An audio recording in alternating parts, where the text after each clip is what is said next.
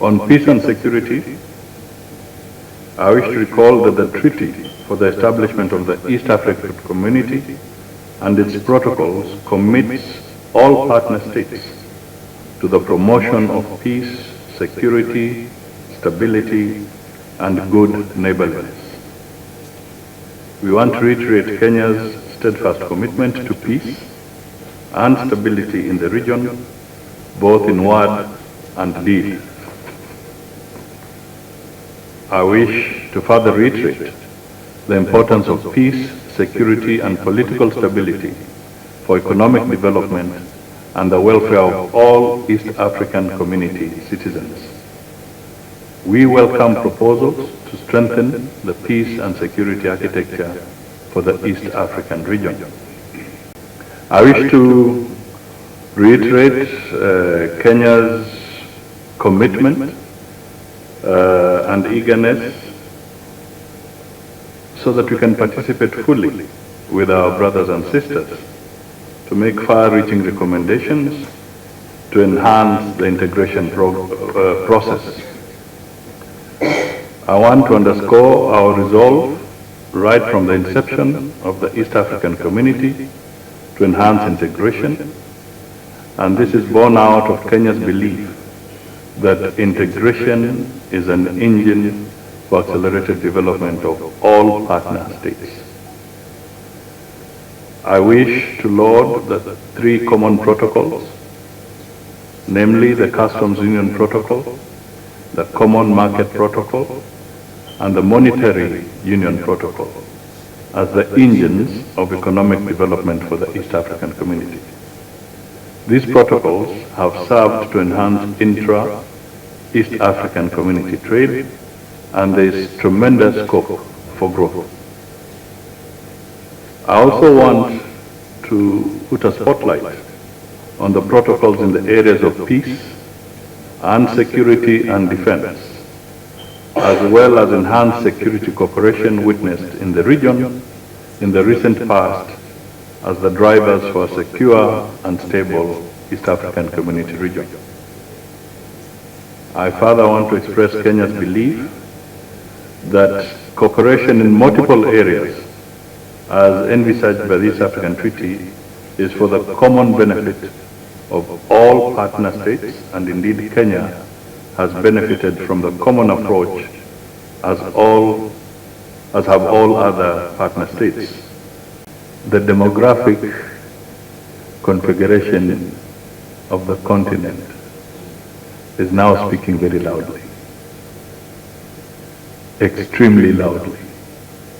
And there is a sense of impatience that is cutting across the board of the younger people. And they are using modern communication skills. So while we are grappling with matters of integration here, I can tell you our young people in all our countries are way beyond us.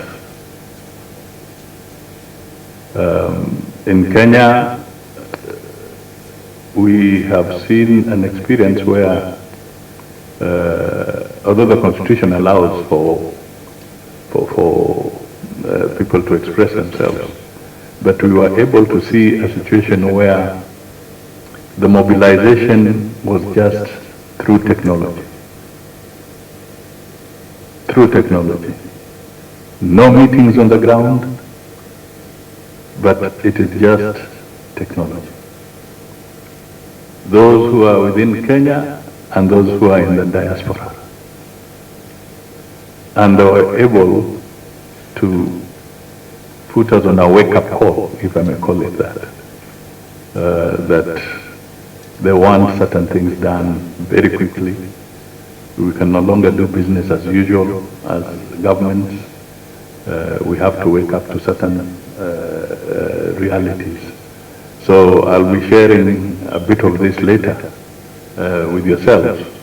But we have seen a situation where now, for the first time, a president and I bring you the good wishes of President Ruto.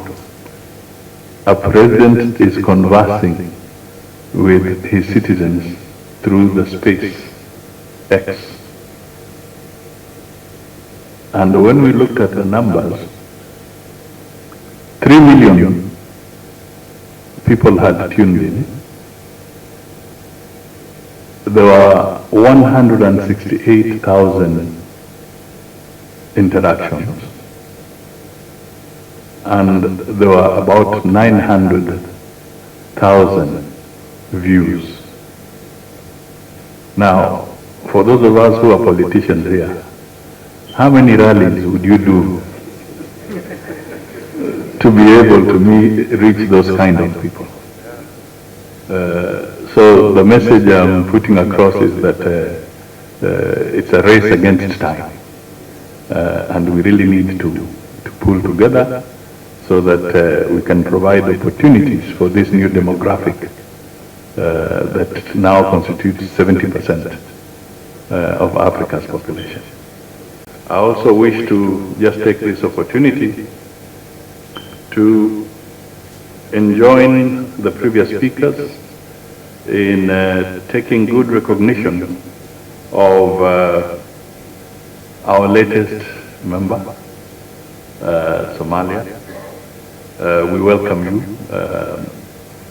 so much that we can talk of the famous story of the phoenix that rises from the ashes. We are happy that you are here.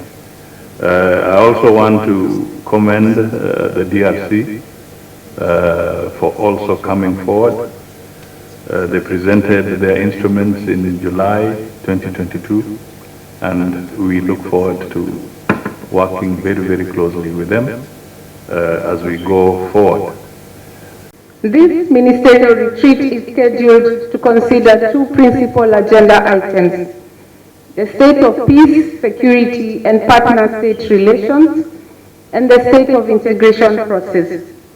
Beyond these issues, the report of the chairperson of the Summit of EAC Heads of State on his high-level consultation as directed by the 23rd Extraordinary Summit shall be considered. Honorable Ministers, I wish to reiterate my message at the recently ended 45th Ordinary Council on the importance of peace and stability in fostering social, economic, and political integration of our region. It is only through cooperation and commitment to dialogue that we can overcome peace and security challenges in the region.